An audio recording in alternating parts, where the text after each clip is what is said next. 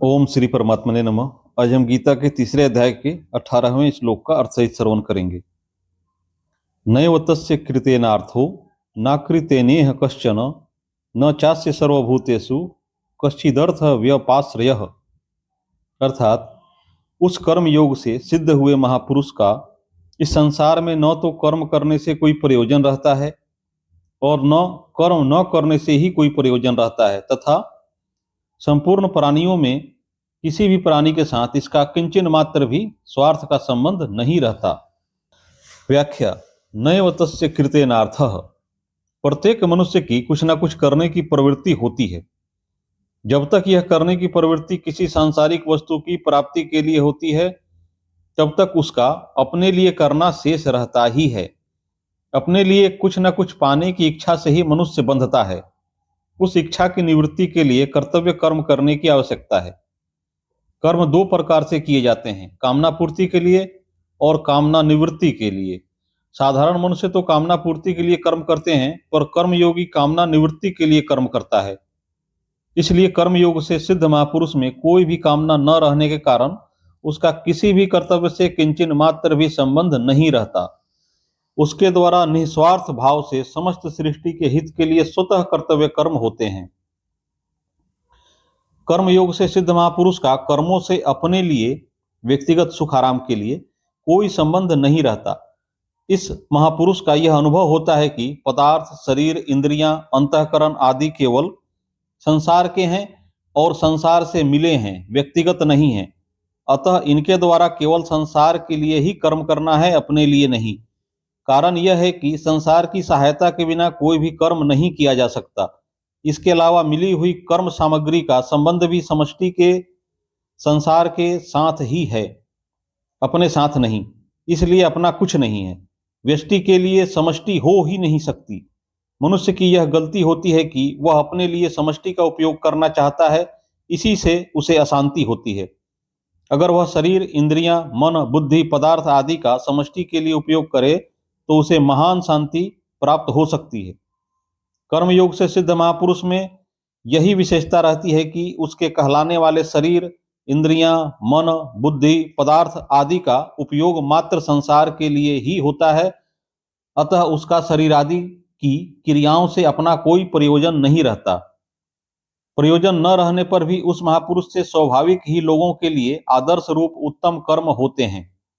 जिसका कर्म करने से प्रयोजन रहता है, उससे आदर्श कर्म नहीं होते, यह सिद्धांत है। ना कृतेनेह कश्चन। अर्थात जो मनुष्य शरीर, इंद्रियां, मन, बुद्धि आदि से अपना संबंध मानता है और आलस्य, प्रमाद आदि में रुचि रखता है, वह कर्मों को नहीं करना चाहता, क्योंकि उसका प्रयोजन प्रमाद, आलस्य, आराम आदि से उत्पन्न तामस सुख रहता है। परंतु यह महापुरुष जो सात्विक सुख से भी ऊंचा उठ चुका है, तामस सुख में प्रवृत्त हो ही कैसे सकता है, क्योंकि इसका शरीर आदि से किंचन मात्र भी संबंध नहीं रहता। फिर आलस्य, आराम आदि में रुचि रहने का तो प्रश्न ही नहीं उठता। मार्मिक बात, प्रायः साधक कर्मों के न करने को ही महत्व देते हैं। वे कर्मों से उपरत होकर समाधि में स्थित होना चाहते हैं, जिससे कोई भी चिंतन बाकी ना रहे। यह बात श्रेष्ठ और लाभप्रद तो है, पर सिद्धांत नहीं है। यद्यपि प्रवृत्ति अर्थात करना की अपेक्षा निवृत्ति अर्थात न करना श्रेष्ठ है, तथापि यह तत्व नहीं है। प्रवृत्ति और निवृत्ति दोनों ही प्रकृति के राज्य में है। निर्विकल्प समाधि तक सब प्रकृति का राज्य है, क्योंकि निर्विकल्प समाधि से भी व्युत्थान होता है। क्रिया मात्र प्रकृति में होती है। प्रकर्षेण करणम इति प्रकृति है, और क्रिया हुए बिना व्युत्थान का होना संभव ही नहीं। इसलिए चलने, बोलने, देखने, सुनने आदि की तरह सोना, बैठना, खड़ा होना, मौन होना, मूर्छित होना और समाधिस्थ होना भी क्रिया है। वास्तविक तत्व चेतन स्वरूप में प्रवृत्ति और निवृत्ति दोनों ही नहीं है। वह प्रवृत्ति और निवृत्ति दोनों का निर्लिप्त प्रकाशक है। शरीर से तादात्म्य होने पर ही शरीर को लेकर करना और न करना, ये दो विभाग द्वंद्व होते हैं। वास्तव में करना और न करना दोनों की एक ही जाति है। शरीर से संबंध रखकर न करना भी वास्तव में करना ही है। जैसे गच्छति क्रिया है, ऐसे ही तिष्ठति भी क्रिया है। यद्यपि स्थूल दृष्टि से गच्छति में क्रिया स्पष्ट दिखाई देती है और तिष्ठति में क्रिया नहीं दिखाई देती। यद्यपि सूक्ष्म दृष्टि से देखा जाए तो जिस शरीर में जाने की क्रिया थी उसी में अब खड़े होने की क्रिया है। इसी प्रकार किसी काम को करना और न करना, इन दोनों में ही क्रिया है। अतः जिस प्रकार क्रियाओं का स्थूल रूप से दिखाई देना प्रकृति में ही है, उसी प्रकार स्थूल दृष्टि से क्रियाओं का दिखाई न देना, निवृत्ति, भी प्रकृति में ही है। जिसका प्रकृति एवं उसके कार्य से भौतिक तथा आध्यात्मिक और लौकिक तथा पारलौकिक कोई प्रयोजन नहीं रहता, उस महापुरुष का करने एवं न करने से कोई स्वार्थ नहीं रहता। जड़ता के साथ संबंध रहने पर ही करने और न करने का प्रश्न होता है, क्योंकि जड़ता के संबंध के बिना कोई क्रिया होती ही नहीं। इस महापुरुष का जड़ता से सर्वथा संबंध विच्छेद हो जाता है और प्रवृत्ति एवं निवृत्ति दोनों से अतीत सहज निवृत्त तत्व में अपनी स्वाभाविक स्थिति का अनुभव हो जाता है। अतः साधक को जड़ता, शरीर में अहमता और ममता से संबंध विच्छेद करने की ही आवश्यकता है। तत्व तो सदा ज्यों का त्यों विद्यमान है ही। न चास्य सर्वभूतेषु कश्चिदर्थ व्यपाश्रयः, अर्थात शरीर तथा संसार से किंचन मात्र भी स्वार्थ का संबंध न रहने के कारण उस महापुरुष की समस्त क्रियाएं स्वतः दूसरों के हित के लिए होती हैं। जैसे शरीर के सभी अंग स्वतः शरीर के हित में लगे रहते हैं, ऐसे ही उस महापुरुष का अपना कहलाने वाला शरीर स्वतः संसार के हित में लगा रहता है। उसका भाव और उसकी संपूर्ण चेष्टाएं संसार के हित के लिए ही होती हैं। जैसे अपने हाथों से अपना ही मुख धोने पर अपने में स्वार्थ, प्रत्युपकार अथवा अभिमान का भाव नहीं आता, ऐसे ही अपने कहलाने वाले शरीर के द्वारा संसार का हित होने पर उस महापुरुष में किंचित भी स्वार्थ, प्रत्युपकार अथवा अभिमान का भाव नहीं आता। पूर्व श्लोक में भगवान ने सिद्ध महापुरुष के लिए कहा कि उसके लिए कोई कर्तव्य नहीं है, तस्य कार्यम न विद्यते। उसका हेतु बताते हुए भगवान इस श्लोक में उस महापुरुष के लिए 3 बातें कही। पहला, कर्म करने से उसका कोई प्रयोजन नहीं रहता। दूसरा, कर्म न करने से भी उसका कोई प्रयोजन नहीं रहता। और तीसरा, किसी भी प्राणी और पदार्थ से उसका किंचन मात्र भी स्वार्थ का संबंध नहीं रहता, अर्थात कुछ पाने से भी उसका कोई प्रयोजन नहीं रहता। वस्तुतः स्वरूप में करने अथवा न करने का कोई प्रयोजन नहीं है और किसी व्यक्ति तथा वस्तु के साथ कोई भी संबंध नहीं है, कारण कि शुद्ध स्वरूप के द्वारा कोई क्रिया होती ही नहीं। जो भी क्रिया होती है वह प्रकृति और प्रकृतिजन्य पदार्थों के संबंध से ही होती है, इसलिए अपने लिए कुछ करने का विधान ही नहीं है। जब तक मनुष्य में करने का राग, पाने की इच्छा, जीने की आशा और मरने का भय रहता है, तब तक उस पर कर्तव्य का दायित्व रहता है। परंतु जिसमें किसी भी क्रिया को करने अथवा न करने का कोई राग नहीं है, संसार की किसी भी वस्तु आदि को प्राप्त करने की इच्छा नहीं है, जीवित रहने की कोई आशा नहीं है और मृत्यु से कोई भय नहीं है, उसे कर्तव्य करना नहीं पड़ता, प्रत्युत उससे स्वतः कर्तव्य कर्म होते रहते हैं। जहां अकर्तव्य होने की संभावना हो वहीं कर्तव्य पालन की प्रेरणा रहती है। विशेष बात, गीता में भगवान की ऐसी शैली रही है कि वे भिन्न भिन्न साधनों से परमात्मा की ओर चलने वाले साधकों के भिन्न भिन्न लक्षणों के अनुसार ही परमात्मा को प्राप्त सिद्ध महापुरुषों के लक्षणों का वर्णन करते हैं। यहाँ 17वें 18वें श्लोक में भी इसी शैली का प्रयोग किया गया है।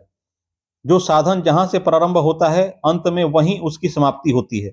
गीता में कर्मयोग का प्रकरण यद्यपि दूसरे अध्याय के 39वें श्लोक से प्रारंभ होता है, तथापि कर्मयोग के मूल साधन का विवेचन दूसरे अध्याय के 47वें श्लोक में किया गया है।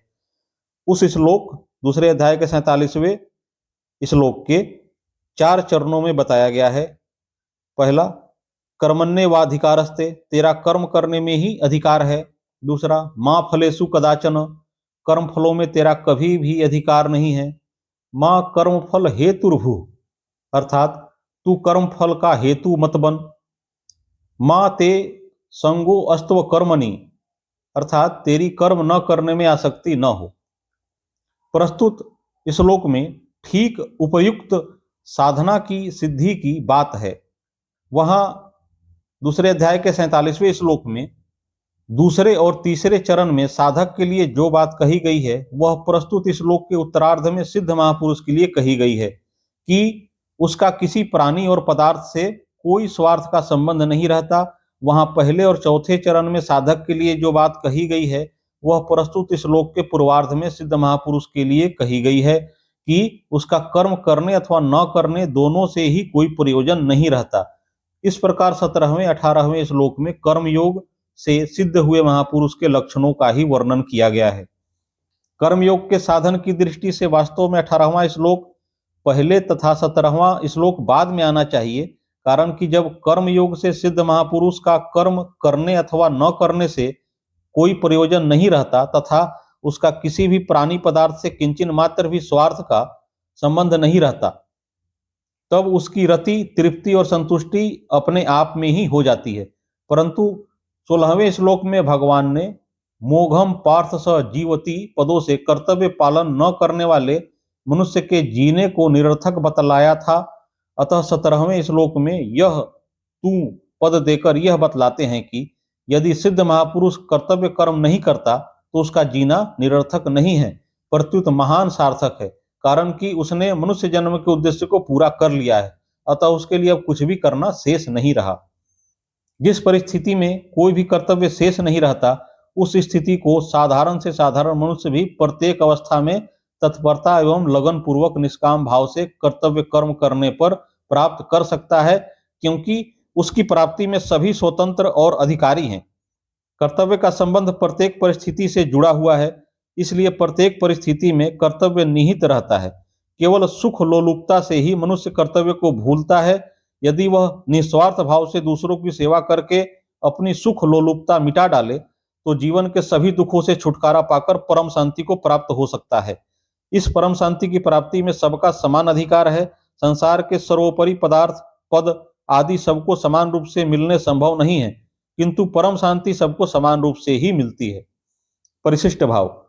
संसार में करना और न करना दोनों सापेक्ष हैं, इसलिए मेरे को कुछ नहीं करना है यह भी करना ही है, परंतु परमात्मा तत्व में न करना निरपेक्ष है, स्वाभाविक है, कारण कि चिन्मय सत्ता का न तो क्रिया करने के साथ संबंध है और न क्रिया न करने के साथ संबंध है।